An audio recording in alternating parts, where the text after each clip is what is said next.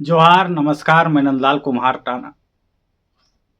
साथी, आज मैं ऐसे दो शख्स का वीडियो आपको दिखाने जा रहा हूं जो अभी वर्तमान में दोनों मंत्री हैं झारखंड सरकार के, और दोनों चुनावों में कैसे एक दूसरे पर आरोप लगा रहे थे वो भी देखिए। और अभी दोनों एक साथ में मंत्री पद संभाल रहे हैं झारखंड सरकार में। उसके बाद मैं अपनी बातें प्रक्रिया रखूंगा, आप अच्छी तरह से इस वीडियो को देखें। में ये माना जा रहा है कि त्रिकोणीय चुनाव है। हालांकि झामुमो की ओर से बिशुनपुर विधायक चमरालिंडा को निलंबित कर दिया गया है, लेकिन क्या लगता है कि अब चमरालिंडा चुनावी मैदान में तो कांग्रेस को नुकसान का सामना करना पड़ सकता है या फिर नहीं? नहीं, देखिए चमरालिंडा जी क्या फैक्टर है बताइए ना। अरे भाई, आपको बिशुनपुर ने 15 साल से विधायक बना के भेजा। आप कितने बार विधानसभा गए, कितने बार आप बिशुनपुर का मामला को आप रखे हैं? आपने किया? हाँ, आपने किया? कुछ नहीं किया लोगों के लिए। वहां पे सरना धर्म कोड जब पारित हो रहा था, तब सरना धर्म कोड में भी आप वोटिंग में विधानसभा में नहीं थे। आप अमती पानी चाहिए, वहां पे बॉक्साइट का माइन है, डीएमएफटी फंड 40 करोड़ रुपए प्रत्येक साल आता है। चमरालिंडा जी को हिसाब देना चाहिए कि वहां अमती पानी के लिए लोगों के लिए क्या हुआ है। जिस व्यक्ति से एक विधानसभा नहीं संभाल पाया, आज वो लोकसभा संभालने का बात करता है। ऐसे लोगों से समाज सतर्क रहे। फेस का अब ज्यादा समय नहीं बचा हुआ है, किन किन मुद्दों को अब लेकर जाना है जनता के बीच? देखिए, माहौल तो बन चुका है करिश्मा जी, क्योंकि हम लोग तो जमीनी स्तर में जाके काम कर रहे हैं। माहौल तो निश्चित रूप से बन चुका है। अब कांग्रेस जो ऑपोजिशन है, बीजेपी जो है, कोशिश करेगी कि किसी तरह से सेंधमारी किया जाए आखिरी 2 दिन। आदिवासी समाज के लिए, खास करके आदिवासी समाज के लिए ये चुनाव बहुत ही महत्वपूर्ण चुनाव है। अगर हम लोग जो भी है, मतलब किसी के झांसे में आके, या अगर हम बंटते हैं, या तो हमारा वोट बंटता है, या गलती से भी अगर आदिवासी समाज बीजेपी में वोट करता है, तो मैं आपके चैनल से आज ये बात बोल रही हूँ कि आदिवासी समाज अपना कब्र कोड़ने का काम करेगा अगर आदिवासी समाज भाजपा को वोट देता है तो। मेरा जो फेवरेट स्वाद है वही विभाग हमको मिला है। अच्छा, मैं बिगिनिंग से ही, शुरुआत से ही मेरी ये टारगेट रहा था कि मैं ट्राइबल कॉज के लिए फाइट करूं, और जाहिर है कि उसके लिए जो पॉलिसी है, उसको डेवलपमेंट के लिए जो नीतियां बननी है, उसको मैं रेकमेंड कर सकूं। ये विभाग है, ये बहुत बड़ी विभाग है और बहुत लोअर सेक्शन के लोगों के लिए करने वाली विभाग है। डेवलपमेंट से अलग सोशल प्रोटेक्शन के लिए है। समाज, कल्चर, संस्कृति, उसको आगे बढ़ाने वाली विभाग है। मतलब सर्वाइवल को बेहतर करने वाली विभाग है। तो मैं बेटर समझता हूँ वो उस विभाग से जिसमें डेवलपमेंट के लिए कोई इंफ्रास्ट्रक्चर बनना हो, उससे मैं इस विभाग को बेटर समझता हूँ। और बहुत सोच समझ के माननीय मुख्यमंत्री जी ने ये विभाग मुझे दिया होगा, ये मुझे यकीन है।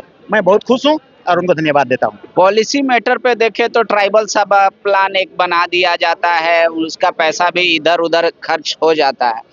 क्या पॉलिसी ऐसा बनाएंगे चमरालिंडा जो आदिवासियों को लगेगा कि हाँ सचमुच ये विभाग हमारा कल्याण करना चाहता है? श्योर। ट्राइबल एडवाइजरी काउंसिल, अगर हम उसको कहें भारत का संविधान में, तो वो ऊंची स्टेट का एक छोटा विधानसभा है, आदिवासियों का विधानसभा है वो। जो हमें लगता है कि उसको जितना यूज होना चाहिए, उसमें जितना पॉलिसियां बननी चाहिए, प्रोटेक्टिव पॉलिसी, उसको हम तो बनाएंगे। माननीय मुख्यमंत्री का सहयोग से, उनकी सजेशन से हम लोग कई तरह की ड्राफ्टिंग करेंगे जो अछूता छूटा हुआ है, और उनको प्रोटेक्शन प्रदान करेंगे। जो चीज़ अभी तक बचा हुआ है उसको देना, जो चीज़ है उसको करेंगे, श्योर करेंगे हम। लेकिन एक बात आ रहा है कि जैसे ट्राइबल समाज में ही अभी जो बीजेपी एक बात उठा रही थी, धर्मांतरण, परिवर्तन, तो क्या इस मुद्दे को भी छूने की कोशिश करेंगे चमरा जी, या सोचेंगे कि ये विवादित मुद्दा है इसलिए हम दूर रहें? देखिए, ये पॉलिटिकल मुद्दा है ना, वोट वाली मुद्दा है। हम वोट वाली मुद्दा में चलेंगे नहीं। जिस वंचित समाज है उसको टोटलिटी हमें उठाना है, आगे ले जाना है। कौन क्या है नहीं देखना, मुझे पूरा ट्राइबल कम्युनिटी को आगे ले जाना है। और वाकई ये सभी कब बातें आती हैं, जब पॉलिटिक्स आता है, जब वोट आता है, तभी आता है। ये बीच में कोई उठाता नहीं इन बातों को। धुमकुड़िया एक एग्जाम्पल हो सकता है कि कैसे धुमकुड़िया को राइज करके लाइफ को अपलिफ्टमेंट किया जा सकता है। सेंट्रल धुमकुड़िया सिर्फ नामात्र का है। यहाँ पर कई स्टेट में आप देखेंगे बहुत बेहतर तरीके से, एक तरीके से ट्राइबल का अलग और गाँव का सेक्रेटेरिएट, मुंडा का सेक्रेटेरिएट, हर कोई का रहता है। तो क्या ये माना जाए कि इन 5 वर्षों में चमरालिंडा एक ऐसा धुनकुड़िया बनाएंगे जहां से विश्व के लोग आएंगे देखने उसको कि हाँ ट्राइबल के लिए ऐसा होता है? डेफिनेटली हम लोग माननीय मुख्यमंत्री जी से राय करके मशविरा करके, मेरे दिमाग में है ये, और करेंगे इसको सेंटर हम लोग बनाएंगे। ट्राइबल स्टेट के रूप में इस स्टेट को प्रदान किया गया है और उसका कोई सिंबॉलिक की चीज ना रहे, ऐसा हम लोग नहीं चाहेंगे। जरूर इसको करेंगे, श्योर करेंगे। एक ये बात है कि जो बच्चे ट्राइबल के फॉर्म भरते हैं, मान लीजिए अपने गांव से निकल के दूसरे जिले में जाते हैं, बहुत दिक्कतें होती है, खासकर उनको एक्सपेंसिव होटल में रहना, लॉज में रहना। तो क्या उस ओर भी चमरालिंडा का ध्यान है कि जो भी ट्राइबल बच्चों का मूवमेंट होगा, चाहे वो नौकरी के लिए जाए या इंटरव्यू के लिए जाए, प्राइवेट सेक्टर में जाए या उनके लिए फूडिंग लॉजिंग की भी प्रॉपर व्यवस्था हम करें, क्योंकि वो लोग उतना भी नहीं मतलब उनके परिवार वाले बोझ उठा नहीं, पाए। हम लोग हॉस्टल बेटर करेंगे, हॉस्टल बेटर करेंगे। अगर एक जिला से दूसरे जिला जा रहे हो तो हॉस्टल में ही इतना स्पेयर उसका बेड हो, उसमें वो एडजस्ट कर सके। हॉस्टल को बेटर करेंगे, उसका खाना पीना बेटर करेंगे और उसकी पढ़ाई लिखाई को ठीक करेंगे हम लोग।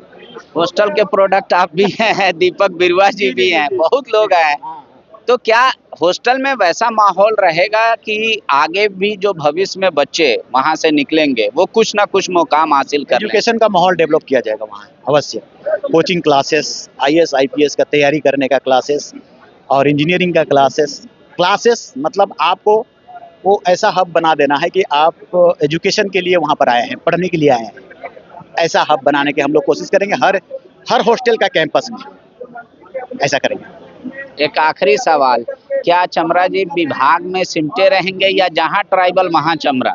लोग ये समझ। आप लोगों ने ये वीडियो देखा होगा जिसमें शिल्पी नेहा तिर्की जो मांडर के विधायक और अभी वर्तमान में कृषि मंत्री है झारखंड सरकार के, साथ में हमारे बिशुनपुर विधानसभा के विधायक चमरालिंडा हैं जो अभी राज्य सरकार कल्याण विभाग में मंत्री है, जो ST SC OBC के विकास के मामले में ये मंत्री हैं।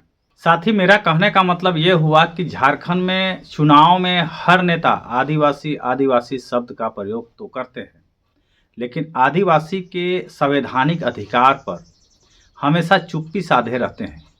झारखंड के जितने भी ST SC OBC के जो विधायक हैं, ये केंद्र सरकार के चुनाव आयोग के जरिए विधायक सांसद बनते हैं और ODC से सर्टिफिकेट इनको दिया जाता है। उसके बाद ये कहते हैं हम आदिवासियों के विकास करेंगे। आप बताइए, हमको एक ही बात बताइए, 75 वर्षों से ये भरोसा, आशा, उम्मीद के साथ में आदिवासी मूलवा से जीता आ रहा है। यही केंद्र सरकार और राज्य सरकार के माध्यम से आज जितने भी जल जंगल जमीन पे लूटे जो गए हैं, सब में कोई हर परिस्थिति में कोई ना कोई विधायक, सांसद, मंत्री, विधायक सत्ता में हुआ करते हैं। क्या इनसे जल जंगल जमीन संभल पाएगा? क्या झारखंड में बाहरी लोगों को जिस तरह से बसाया जा रहा है, बाहरी लोगों को राजनीतिक संरक्षण जिस तरीके से दिया जा रहा है, बाहरी लोगों को जिस तरह से सभी नौकरी में 100% बहाली किया जा रहा है, बाहरी लोगों को जितने ठेका पट्टा है, रोजगार है, हर चीज़ में बाहरी लोगों को इन्वॉल्व किया जा रहा है, तो क्या किस तरीके से आदिवासी नेता या आदिवासी विधायक या जितने भी सांसद, विधायक, मंत्री हैं या आदिवासी क्षेत्र के लोगों को विकास किस तरीके से करना चाहते हैं? आप ये बहुत देखते होंगे कि आदिवासियों के ज़मीन में जितने भी बिल्डिंग बनते हैं विकास के नाम पे, चाहे रोड बनना हो, चाहे बिल्डिंग बनना हो, स्कूल संस्थान बनना हो, थाना बनना हो, कोर्ट बनना हो, कचहरी बनना हो, यानी जितने तरह के बिल्डिंग बनने हैं, सारे ज़मीन तो आदिवासी के लगते हैं, लेकिन ठेकेदार बाहरी होते हैं, अन्य राज्यों के होते हैं, उनको टेंडर दिया जाता है। तो जिनके ज़मीन पे जो बिल्डिंग बन रहा है उससे क्या 1 रुपया भी इनकम गांव के लोगों को होता है, आदिवासी मूलवासी को होता है? तो कैसे, किस तरीके से विकास करना चाहते हैं? दूसरी ओर जितने नौकरियां हैं झारखंड में या अन्य राज्यों में, भाइयों, अफसरों के द्वारा सभी नौकरी के जो मनचाहा जो डिमांड है लाखों में, मान के चलिए कि किसी नौकरी में 30 लाख रुपया, 20 लाख रुपया का घूस लेना है, जितने कैंडिडेट के द्वारा पैसा जमा कर दिया जाता है उसके बाद ही उतने ही सीट का वैकेंसी झारखंड में निकाला जाता है, या फिर 1-2 सीट बढ़ा दिया जाता है और मीडिया के माध्यम से वही 1-2 सीट को दिखाया जाता है कि देखिए गरीब का बेटा झारखंड में फलाना नौकरी को प्राप्त किया। जितने भी खनिज संपदा हैं सब में बाहरी लोगों का ठिक्का पट्टा चलना, अवैध रूप से चलना, ये झारखंड की स्थिति है। तो हम ये कहना चाहते हैं कि 75 वर्षों से जब कोई भी विधायक, सांसद, मंत्री झारखंड की भला नहीं कर पाए, आदिवासी मूलवासी का विकास नहीं कर पाए, तो क्या अब वर्तमान में जो विधायक सांसद हैं क्या इनसे उम्मीद जनता को करनी चाहिए? क्या इनके भरोसे 5 साल झारखंड को छोड़ देना चाहिए? क्या भारत के झारखंड के आदिवासी को संवैधानिक मांग यानी 5वीं अनुसूची या पारंपरिक ग्राम सभा में शक्ति के लिए प्रयास नहीं करना चाहिए? क्या सरकार 5वीं अनुसूची में पारंपरिक ग्राम सभा बनाएगी? क्या सरकार के द्वारा ही सब काम संभव है? क्या यहाँ के अगुआ जो हैं, आदिवासी मूलवासी जो बुद्धिजीवी हैं, अगुआ हैं, उनको इनकी पहल नहीं करना चाहिए? क्या हर एक चीज़ में राजनीति ही होना चाहिए? किसी भी गांव में पारंपरिक ग्राम सभा का गठन, पुनर्गठन के लिए बाहर के लोगों को होना जरूरी नहीं है, उसी गांव के लोग करेंगे। लेकिन क्या इस दिशा में जागरूक भी लोग नहीं करेंगे? क्या सांसद विधायक के मुंह से कभी आपने 5वीं अनुसूची क्षेत्र है जहां पारंपरिक ग्राम सभा को पूर्ण शक्ति है, जहां पर जल जंगल जमीन में पूरा अधिकार आदिवासी को है, ऐसा कहते हुए आपने सुना है?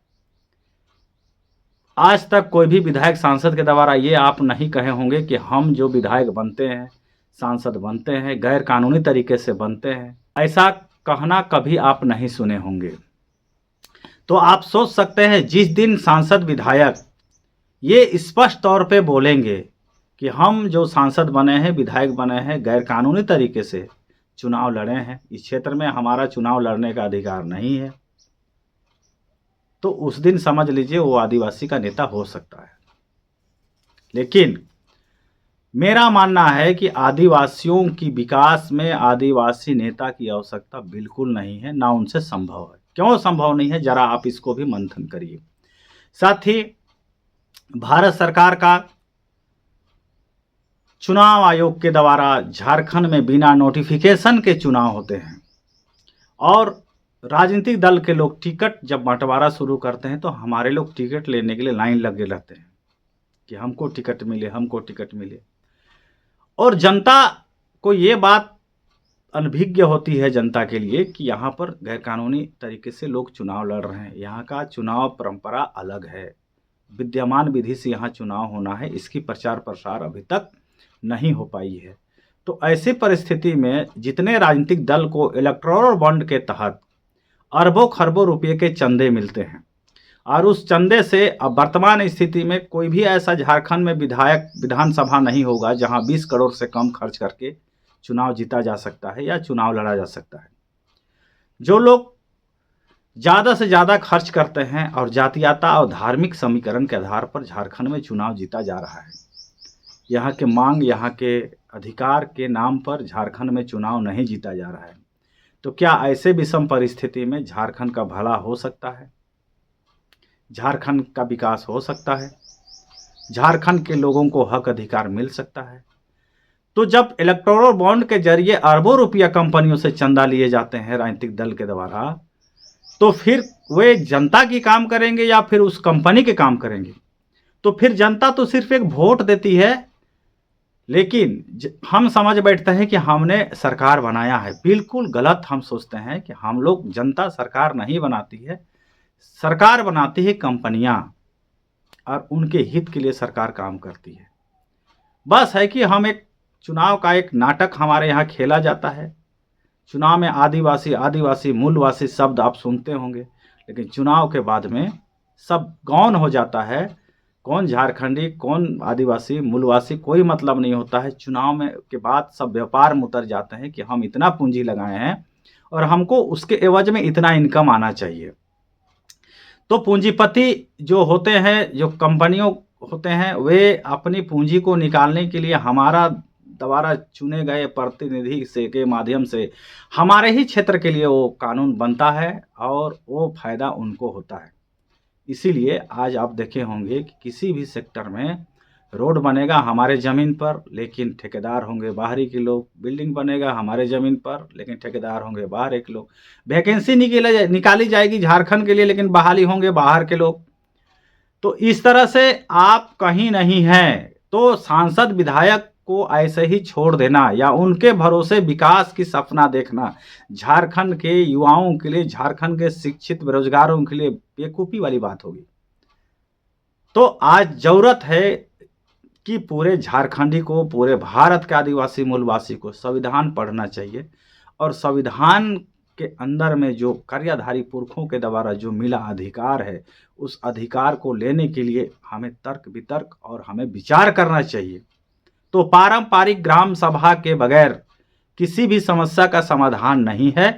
ट्राइबल एडवाइजर काउंसिल का गठन भी अभी जो हुआ है या पूर्व में जितनी भी सरकारें की है, सब गैरकानूनी तरीके से की है।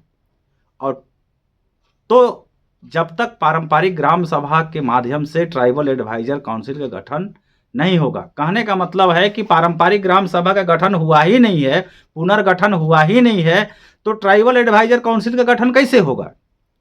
इसीलिए कन्फ्यूज में झारखंड के आदिवासी मूलवासी को नहीं रहना चाहिए और इस ओर आगे बढ़ना चाहिए कि पूरे जाति धर्म और भेदभाव को छोड़ते हुए उनको एकजुट होना चाहिए, ताकि झारखंड के सांसद विधायक को भी बल मिलेगा। मैं ये नहीं कहता हूँ कि झारखंड के सांसद विधायक नहीं चाहते हैं कि झारखंड के लोगों को अधिकार मिले, चाहते जरूर हैं, लेकिन वो देखना चाहते हैं कि भाई हम आदिवासी मूलवासी कर क्या रहे हैं ग्रामीण क्षेत्र में और उनके जैसा हम क्या कर पाएंगे उनके लिए। तो वो हम आगे बढ़ेंगे तो उनका जो गतिविधि है वो भी पता चलेगा।